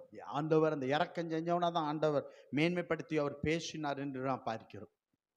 இன்னும் ஒரே ஒரு காரியத்தை மாத்திரம் சொல்லி நான் நிறைவு செய்ய நான் ஆசைப்படுகிறேன். ஆண்டவர் நம்மை ஆசீர்வதிப்பாராக. நீங்கள் மத்தேயு சுவிசேஷம் அதே போல எடுத்துக்கொள்ளுங்க. மத்தேயு சுவிசேஷம் 18வது அதிகாரத்தில் 23 to 35 வரை இந்த சம்பவத்தை சுட்டி காட்டி நிறைவு செய்ய கர்த்தருக்கு உதவி செய்வாராக. வாசிக்க பார்க்கலாம். எனில் பரலோக ராஜ்யம் தன் ஊழியக்காரத்தில் கணக்கு பார்க்க வேண்டும் இருக்க ஒரு ராஜாவுக்கு ஒப்பாய் இருக்கிறது. அவன் கணக்கு பார்க்க தொடங்கின போது 10,000 தாலந்து கடன் பட்ட ஒருவனை அவனுக்கு முன்பாக கொண்டு வந்தார்கள். கடனை தீர்க்க அவனுக்கு நிர்வாகம் இல்லாதபடியால் அவனுடைய ஆண்டவன் அவனையும் அவன் பெண் ஜாதி பிள்ளைகளையும் அவனுக்கு உண்டான எல்லாவற்றையும் விற்று கடனை தீர்க்கும்படி கட்டளையிட்டான். அப்பொழுது அந்த ஊழியக்காரன் தாழ விழுந்து வணங்கி, ஆண்டவனே, என்னிடத்தில் பொறுமையாயிரும், எல்லாவற்றையும் கொடுத்து தீர்க்கிறேன் என்றான். அந்த ஊழியக்காரனுடைய ஆண்டவன் மனம் இறங்கி அவனை விடுதலை பண்ணி கடனையும் அவனுக்கு மன்னித்து விட்டான். அப்படி இருக்க அந்த ஊழியக்காரன் புறப்பட்டு போகையில் தன்னிடத்தில் 100 வெள்ளிப்பணம் கடன் பட்டிருந்தவனை தன் உடன் வேலைக்காரி ஒருவனை கண்டு அவனை பிடித்து தொண்டையை நெரித்து, நீ பட்ட கடனை எனக்கு கொடுத்து தீர்க்க வேண்டும் என்றால், அப்பொழுது அவனுடைய உடன் வேலைக்காரன் அவன் காலிலே விழுந்து, என்னிடத்தில் பொறுமையாய் இரும், எல்லாவற்றையும் உமக்கு கொடுத்து தீர்க்கிறேன் என்று அவனை வேண்டிக் கொண்டான். அவனோ சம்மதியாமல் போய் அவன் பட்ட கடனை கொடுத்து தீர்க்கும் மூலம் அவனை காவலிலே போட்டு விட்டான். நடந்ததை அவனுடைய உடன் வேலைக்காரர் கண்டு மிகவும் துக்கப்பட்டு ஆண்டவனிடத்தில் வந்து நடந்ததையெல்லாம் அறிவித்தார்கள். அப்பொழுது அவனுடைய ஆண்டவன் அவனை அழைப்பித்து, பொல்லாத ஊழியக்காரனே, நீ என்னை வணங்கி கொண்டபடினால் அந்த கடன் முழுவதையும் உனக்கு மன்னித்து விட்டேன். நான் உனக்கு இறங்கினது போல நீயும் உன் உடன் வேலைக்காரனுக்கு இறங்க வேண்டாமோ என்று சொல்லி அவனுடைய ஆண்டவன் கோபம் அடைந்து அவன் பட்ட கடன் எல்லாம் தனக்கு கொடுத்து தீர்க்கும் அளவும் உபாதிக்கிறவரிடத்தில் அவனை ஒப்பு கொடுத்தாங்க. நீங்களும் அவனவன் தன் தன் சகோதரனுக்கு செய்த தப்பிதங்களை மனப்பூர்வம் மன்னியாமல் போனால் என் பரமபிதா உங்களுக்கு இப்படியே செய்வார் என்றார். அப்ப இதுல இருந்து என்ன பண்றதுன்னா, இரக்கம் இல்லாதவனுக்கு இரக்கம் இல்லாத நியாயத்தீர்ப்பு. இரக்கம் செஞ்சா இரக்கம் கிடைக்கும்னு பாய்க்கிறோம். இந்த உவமை எத்தனை பேருக்கு புரிஞ்சுதோ இல்லையோ தெரியல. ஆனாலும் உங்களுக்கு திருப்பி அதை நான் உங்களுக்கு சொல்றேன். இப்ப 23வது வசனத்தை வாசிங்க. எப்படி எனில் பரலோக ராஜ்யம், பாருங்க, பரலோக இயேசு கிறிஸ்து ஒப்பிட்டு பேசுறாரு பாருங்க. பரலோக ராஜ்யத்தை எதுக்கு ஒப்பிட்டு பேசுறாரு அப்படின்னா, தன் ஊழியக்காரரிடத்தில் கணக்கு பார்க்க வேண்டும் என்று இருக்கிற ஒரு ராஜாவுக்கு ஒப்பா இருக்கிறது. ஒரு ராஜாவுக்கு ஒப்பான்னா, இப்ப சித்தாலபத்துக்கு ஒரு ராஜா இருக்காரு. அந்த ராஜா கிட்ட வேலைக்காரன் இருக்கிறான். அந்த ராஜா வேலைக்காரங்கிட்ட என்ன செஞ்சிருக்கிறான்? வேலை கொடுத்துருக்கான். அவங்க என்ன வேலை செஞ்சாப்பா அந்த கணக்கு நீ ஒப்புவி. அதுக்கு பரலோக ராஜ்யத்துக்கு அதை ஒப்பிட்டு அவர் பேசுகிறான்னு பார்க்கிறோம். இந்த இடத்துல முதலாவதே நான் சொல்றேன் பாருங்க. ஒரு ராஜா இருக்கான். அந்த ராஜாவுக்கு கீழே ஒரு வேலைக்காரன் இருக்கிறான். அந்த வேலைக்காரனுக்கு கீழே ஒரு உடன் வேலைக்காரன் இருக்கான். ஆமே. இப்ப பாருங்க, ராஜா கிட்ட இருக்கிற வேலைக்காரன் 10,000 வாங்கியிருக்கான். எத்தனை ஆயிரம்? அது 16 தாளந்து சொல்லப்பட்டிருக்கு. 10,000 வாங்கியிருக்கான். எத்தனை ஆயிரம் வாங்கியிருக்கான்? 10,000 வாங்கிக்கிறான். என் பாஷையில சொல்றேன். இப்போ இந்த 10,000 கொடுத்து தீர்க்கும்படி இந்த ராஜா என்ன செய்யறான்? தங்கிட்ட இருக்கிற வேலைக்காரன்கிட்ட கட்டளைடுறான், நீ கொடுத்துரு, இல்லைன்னா உன்னை ஜெயில போட்டுரும் அப்படிங்கிறான். அவன் என்ன சொல்றான்? அந்த வசனத்தை பொறுமையாயிரும், கொடுத்து தீர்த்து விடுவேன் அப்படின்னு சொன்ன உடனே அவன் என்ன செய்றான்? ஊழியக்காரனுடைய ஆண்டவன் மனம் இறங்கி அவனை விடுதலை பண்ணி கடனை அவனுக்கு மன்னித்து விட்டான். ஆமென். நீ எந்த இடத்துல பேசுனங்கிறத அந்த இடம் வந்து உனக்கு சாட்சி சொல்லும். வானத்தையும் பூமியும் கூப்பிட்டுறாரு. நான் பேசலன்னு சொல்ல முடியாது. மனுஷங்கிட்ட மறைச்சிடலாம், ஆனா கர்த்தர்கிட்ட உன்னால மறைக்க முடியாதுன்னு பாய்க்கிறோம். அதனால நம்ம கணக்கு கொடுக்கணும் வீணா பேசின வார்த்தைகளுக்கு. ஆமேன். கர்த்தருடைய ஊழியத்திட்ட வீட்டில் தாய் தப்பட்ட மனைவி கணவன் பேசுகிற வீணான வார்த்தைகளுக்கு நீ ஒரு நாள் கர்த்தருக்கு முன்பாக கணக்கு கொடுத்தே ஆக வேண்டும். வீணான வார்த்தை நான் பேசல நீ அவர்கிட்ட சொல்ல முடியாது. அல்லேலூயா, அல்லேலூயா, ஸ்தோத்திரம். தேவனுக்கு மகிமை செலுத்துகிறோம். அடுத்தது பாருங்க, மத்தேயு 25வது அதிகாரத்துல 14 இருந்து 23 வரை படிச்சு பார்த்தீங்கன்னா ஆண்டவர் கணக்கு கேட்பார். என்ன கணக்கு கேட்பாருன்னா, 5 தாலந்து, 2 தாலந்து, 1 தாலந்து. ஆண்டவர் நமக்கு கொடுத்திருக்க தாளந்துகளை நம்ம கணக்கு கொடுக்கணும்.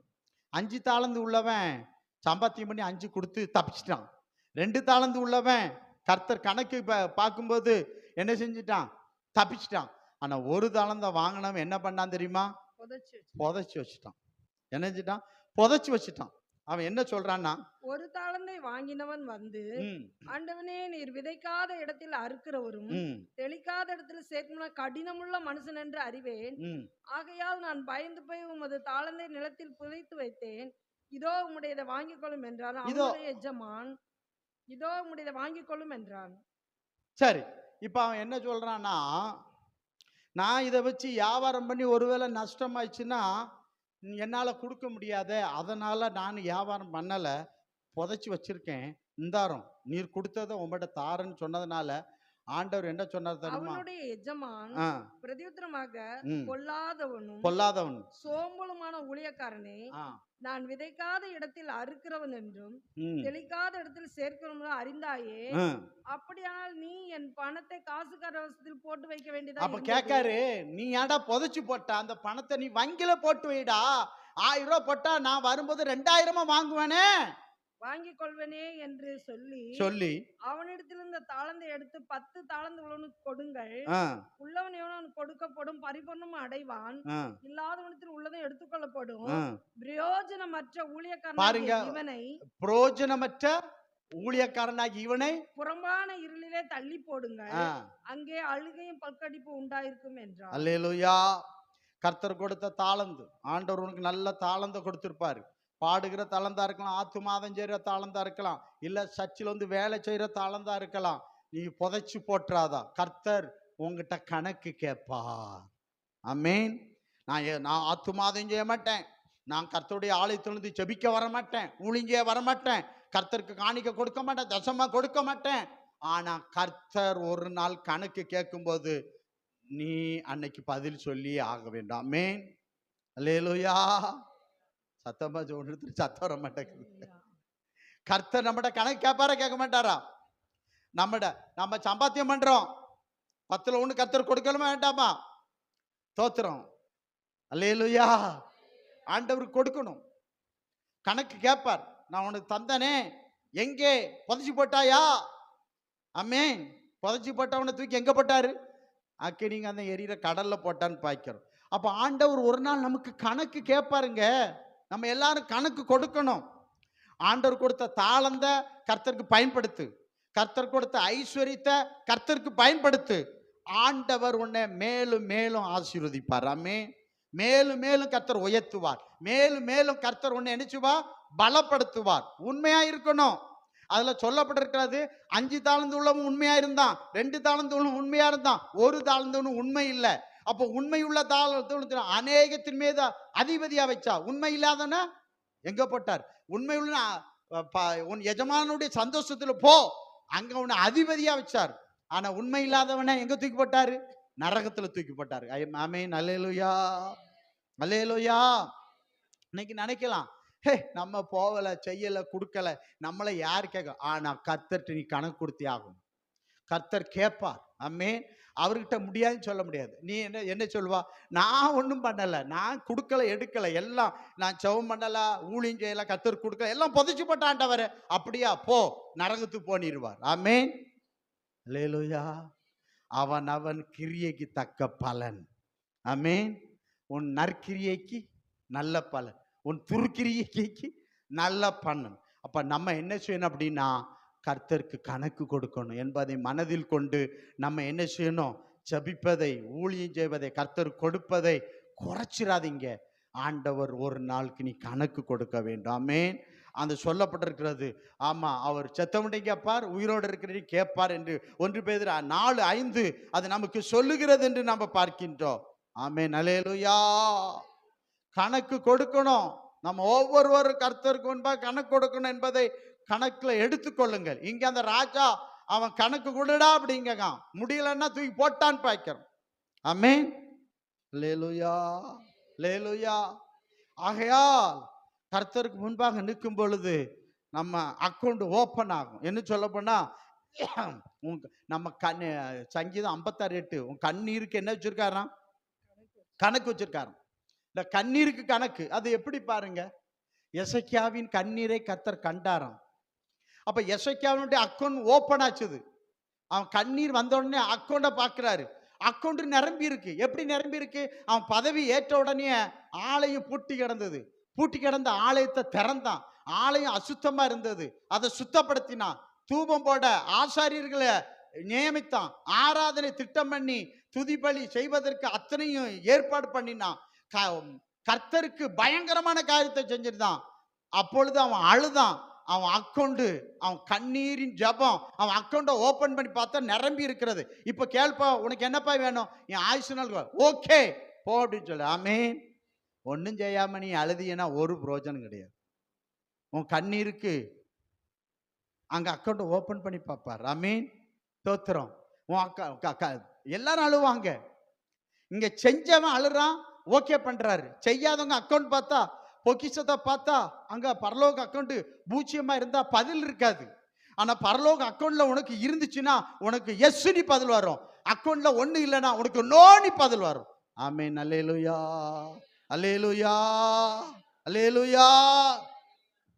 அப்ப நம்ம கண்ணீருக்கு கூட கர்த்தர் என்ன வச்சிருக்காராம்? கணக்கு வச்சிருக்காருங்க. கண்ணீரோடு விதைக்கிறவன் கம்பீரமா என்ன செய்வான்? அப்பட என்ன சொன்ன, இந்த கண்ணீருங்கிறது வேதனை, நெருக்கம், கஷ்டம், போராட்டம், பிரச்சனை. ஜெபத்தை நிறுத்த மாட்டான், உபவாசத்தை நிறுத்த மாட்டான், கர்த்தர் கொடுக்கறத நிறுத்த மாட்டான், செஞ்சுக்கிட்டே இருப்பான். அவனுக்கு கண்ணீரின் பாதத்தான் ஆமென் ஜெபிக்க அவனுக்கு அவ்வளவு போராட்டம் இருக்கும். அந்த கண்ணீர் நிறைஞ்ச நேரத்தில் ஜெபம், உபவாசம், ஊழியம், கர்த்தர் கொடுப்பது எல்லாத்தையும் தடை இருக்காது. ஆனா அதை பார்த்து கர்த்தர் கம்பீரமான அறுவடை கொடுப்பார். எப்படி கொடுப்பாரு? கம்பீரமா. அடேப்பா, இவ்வளவு நெருக்கத்துல, இவ்வளவு இடுக்கத்துல, இவ்வளவு தரித்திரத்துல, இவ்வளவு கஷ்டத்துல, இவ்வளவு போராட்ட பிரச்சனையில விதைச்சிருக்கானப்பா எனக்கு என்று. ஆமென். அல்லேலூயா. எத்திரவங்க எத்தட்டும், ஏமாத்துறவங்க ஏமாத்தட்டும். ஆனா எத்திரவனுக்கு ஏமாத்துறவனும் அறுவடை கிடைக்காது. அறுவடை இல்லாதவன் நரகம் போவான். ஆனா இவன் என்ன செய்வான்னா, இவ்வளவு கண்ணீரின் மத்தியிலோ, பிரச்சனையின் மத்தியிலும், போராட்டங்களின் மத்தியிலும் அவன் கொடுக்கிறத கர்த்தர் நிறுத்தவே மாட்டான். கம்பீரமாய் கர்த்தர் அறுத்து ஆனந்தமாய் போக கர்த்தர் உதவி செய்வார். ஆமென். நம்ம அறுப்போம். அறுவடை நமக்கு இருக்கிறது. நம்ம கண்ணீரோட ஜெபிக்கிறோம், கண்ணீரோடு ஊழியம் செய்றோம், கண்ணீரோடு கர்த்தர்கிட்ட நிற்கிறோம். அந்த கண்ணீருக்கு கர்த்தர் கணக்கு வச்சிருக்கார். ஆமென். அல்லேலூயா. கிரியை இல்லாத கண்ணீருக்கு கணக்குள்ள வராதுங்க. கிரியை உள்ள கண்ணீருக்கு பலன் உண்டு. ஆமென். பிரதிபலன் உண்டு என்று பார்க்கிறோம். ஆமென். அல்லேலூயா. அப்ப பாருங்க, பரலோக ராஜ்யம் ஒரு ராஜா கணக்கு பார்க்கிறதுக்கு ஒப்பா இருக்குன்னு சொல்லப்படுறீங்க பார்க்கிறோம். என்னை குறித்து கர்த்தர் இப்பொழுது ஆமென், இப்போது என்னை குறித்து கேட்டா, என் அக்கௌண்ட் ஓப்பன் ஆச்சுன்னா நான் ஜெபம், உபவாசம், ஊழியம், ஆத்துமாதாயம், கர்த்தருக்கு காணிக்க தசமகம் அந்த அக்கௌண்ட்ல இருக்கிறத பார்த்து எனக்கு எஸ்ன்னு பதில் வரும். ஆமென். அல்லேலூயா, அல்லேலூயா. ரொம்ப கவனமா இருக்கணும். ஆண்டவர் அதை பார்ப்பாருன்னு பார்க்கிறோம். ஆமென். ஒன்றுமே செய்யாம கண்ணீரை மட்டும் வடிச்சு ஒரு பலன் இல்லை பிரதர், ஒரு பலன் இல்லை சிஸ்டர். வெறும் கண்ணீர் வெறுமையாய் போய்விடும். ஆமென். கிரியோடு இருக்கணும் நம்ம கண்ணீர். அதுக்கு நிச்சயம் கர்த்தரிடத்தில் என்ன வரும்? பலன் வரும் என்று கர்த்தர் சொல்லுகிறார் என்று பார்க்கிறோம். ஆமென். அல்லேலூயா. அப்பனா பாருங்க, பிறர் குற்றத்தை மன்னிக்க நமக்கு என்ன வேணும் தெரியுமா? இரக்கம் வேணும். என்ன வேணும்? இரக்கம் வேணும். அந்த ராஜாவுக்கு இரக்கம் இருந்தது. அவன் அந்த இரக்கத்தால் அவன் மன்னிச்சிட்டான். ஆமென்.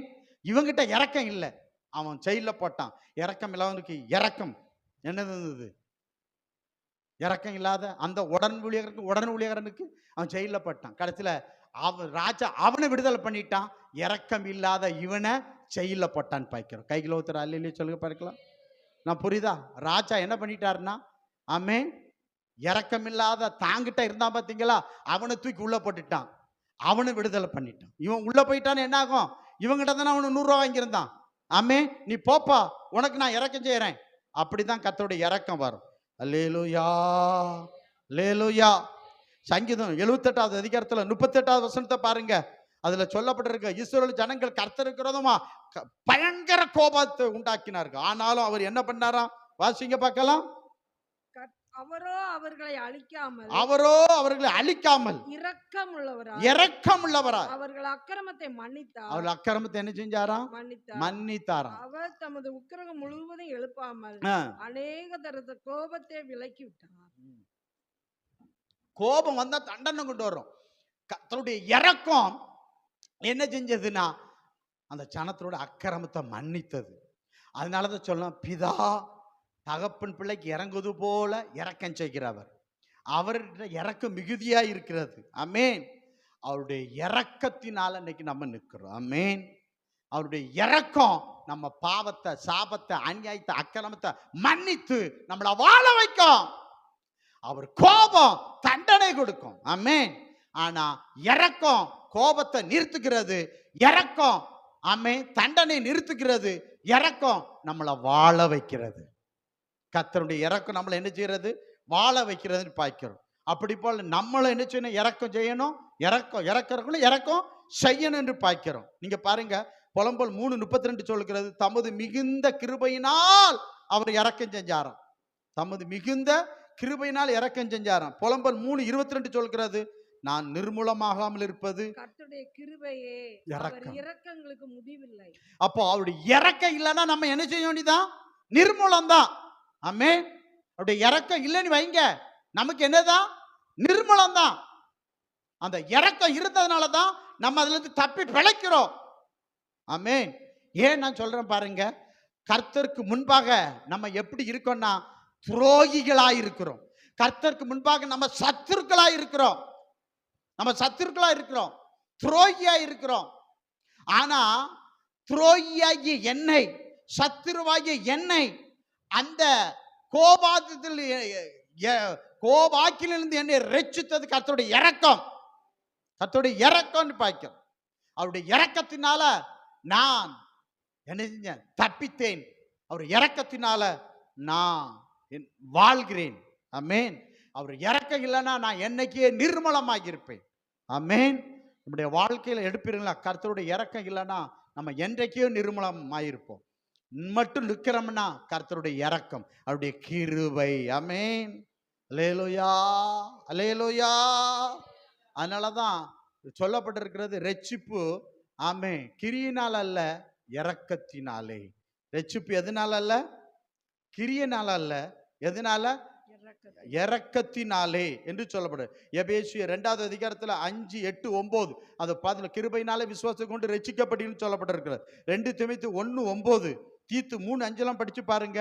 ஆமா, கிரியினால அல்ல, கிருபையினாலே ரட்சிக்கப்பட்டீர்கள் என்று சொல்லப்பட்டிருக்குன்னு பார்க்கிறோம். எபேசியர் 2:8 என்ன சொல்லுகிறது? கிருபையினாலே விசுவாசத்தை கொண்டு ரட்சிக்கப்பட்டது தேவனுடைய ஈவு, இரக்கம் என்று சொல்லப்பட்டிருக்கிறது. ஒரு ஐஸ்வர்யவான அவன் போக மாட்டான்னு சொன்னார். அப்ப சீசர்கள் கேட்டாங்க, யார் போவா? ஆண்டவரே, மனிதனால் இது கூடாது, யார் ரட்சிக்கப்படக்கூடும்? அப்ப சொல்லுவது கர்த்தருடைய இரக்கம். ஆமென். கர்த்தருடைய இரக்கத்தினால் தான் போக முடியும், மனுஷனுடைய கிரியையினால் அல்ல. அப்படி ஆண்டவர் அங்க சொல்லுகிறான். ஏன்னா ரட்சிப்பு கர்த்தருடையதுன்னு பார்க்கிறோம். ஒரே ஒரு காரியத்தை மட்டும் நான் சொல்லி முடிச்சிருந்தேன். அந்த ஐஸ்வர்யவான் கிரியையினால் நல்லா பண்ணியிருந்தான். அந்த கிரியை தடுத்துட்டு கர்த்தர் சொன்ன எல்லாத்தையும் வித்துரு, அவன் துக்கமா போயிட்டான், ரட்சிப்பு வேண்டான்னு போயிட்டான், பரலோகம் போக முடியாது. தோத்திரம். அதே போலதான் லூக்கா சுவிசேஷம் 18வது அதிகாரம் 10-14 வர இங்கேயும் ஒரு ஐஸ்வர்யவான், பரிசையும் ஒரு ஐஸ்வர்யவான். அவன் நான் தசமாக கொடுக்க உபவாசம் பண்றேன், நான் என்ன செய்யறேன், வாரத்தில் 2 நாள் உபவாசம் பண்றேன், சோத்தரிக்கேன், ஆலை துப்புறேன், எல்லாம் சொல்றான்னு பாய்க்கிறோம். கரெக்டா இருக்கேன், சட்டத்தை நான் கரெக்டா கடைபிடிக்கிறேன்னு சொல்றான்னு பாய்க்கிறோம். ஆனா அந்த இடத்துல ஒரு ஆயக்காரன் இருக்கான். என்ன இருக்கான்? அவன் என்ன செய்யறான் தெரியுமா? வானத்துக்கு ஏறெடுக்க தன்கள் என்ன செய்யறான்? மார்பிளை அடித்து கொண்டு பாவியாகி என் மேல் கிருபையாயிருன்னு சொல்றான். இயேசு கிறிஸ்து சொல்றாரு, அவன் அல்ல இவனே அப்படின்னு சொல்றாரு. ஆமென். அல்லேலூயா. அப்போ இந்த பரிசைன்னு அவுட்டு, அந்த ஐஸ்வர்யம்னு அவுட்டு, அந்த கிருபை அவனை ரட்சித்தது என்று பார்க்கிறோம். ஆமென். கிரியையினால் அல்ல, நற்கிரியினால் அல்ல, தான தர்மத்தினால் அல்ல, நியாயப்பிரமாண கிரியினால் அல்ல, கிருபையினாலே ரட்சிப்பின் பார்க்கிறோம். அப்ப நம்ம இம்மட்டும் நிர்மலமாகாமல் இருப்பது கர்த்தருடைய கிருபை, இரக்கம் என்று நாம் பார்க்கின்றோம். ஆமென்.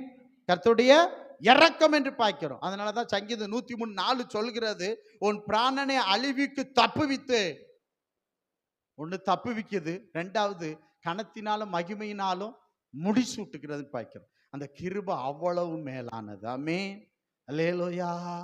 அழிவுக்கு தப்புவிக்கிறது, அதை நிர்மூலமாகாமல் அழிவுக்கு தப்புவித்தது கர்த்தருடைய இரக்கம். லோத்துவை தப்புவித்தது, குடும்பத்தை தப்புவித்தது கர்த்தருடைய இரக்கம். லோத்தினுடைய கிரியையினால் அல்ல, லோத்து குடும்பத்தினுடைய கிரியையினால் அல்ல, கர்த்தருடைய இரக்கத்தினால் அந்த குடும்பம் தப்புவித்தன்னு பார்க்கிறோம். உன் பிராணன், உன் குடும்பம் கர்த்தருடைய இரக்கம் இல்லை என்றால் நிர்மூலமா இருக்கும். ஆனா கர்த்தருடைய கிருபை இருக்கிறதுனாலதான் இன்றைக்கு நம்ம நின்று கொண்டு இருக்கோம். ஆமென். கர்த்தருக்கு முன்பாக நான் ஒரு துரோகி. ஆமென். கர்த்தருக்கு முன்பாக நான் சத்துரு. ஆமென். தகுதியற்றவன் நான். இந்த தகுதியற்ற என்னை, அந்த ஆயக்காரன் தகுதியற்றவன், அவனை நீதிமானாய் மாற்றியது கர்த்தருடைய இரக்கமாகிய கிருபை. கிருபை, அந்த கிருபை தான் இன்னைக்கு என்ன செய்யுது, நம்மளை தாங்கிக்கிட்டு இருக்கிறது.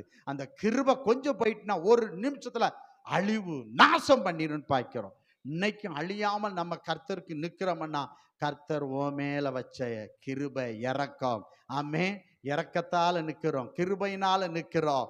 கிருபை கொடுத்த இயேசு கிறிஸ்துவ நன்றி நிறைஞ்ச இருதயத்தோடு, ஆண்டவரே தகுதியற்ற என்னை, ஆண்டவரே துரோகியான என்னை என் மேல கிருபையா இருக்கிறீர், இரக்கமா இருக்கிறவங்க நன்றி சொல்லுங்க. வாழ்க்கையில போராட்டம் பிரச்சனை எல்லாம் வருது, அதை நினைச்சு கிருபையை இழந்துடாதீங்க. இரக்கத்தை இரக்கம் இல்லைன்னு வைங்க காலின்னு பாய்க்கிறோம். ஆமே, அதனாலதான் உபாகம் 4:31 பாருங்க.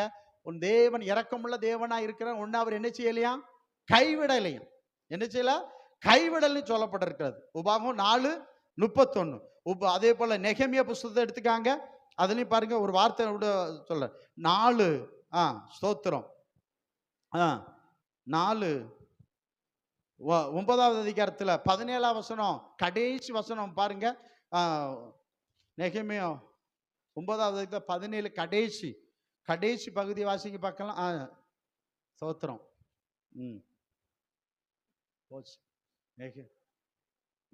நெகேமியா 9:17 இல்லையா?